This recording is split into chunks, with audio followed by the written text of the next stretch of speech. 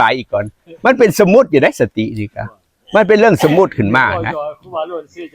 บัดอลีนะคือหยังบัดนี่ตัวสำคัญ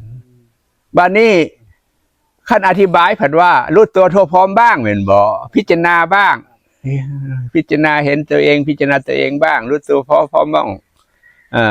ไม่หลงไม่ลืมบ้างว่าลายเยอะของเบานะบัดอลีคือหยังบัดนี้นี่บัดนี้เฮา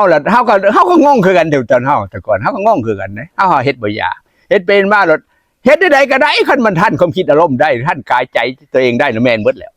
คันบ่ทันน่ะบ่แม่นว่าง่ายๆคันว่าท่านความคิดอารมณ์เกิดปุ๊บก็รู้เท่าท่านก็ว่างได้กำลังตีกันเท่าอย่างรู้เท่าท่านก็ว่างได้ดับได้นั่นแม่นเบิดคันเป็นนั้นนี่เอาง่ายๆแบบนี้คันบ่ทันหลงแสดงว่าบ่แม่นแหละว่าง่ายๆนี่เข้าใจบ่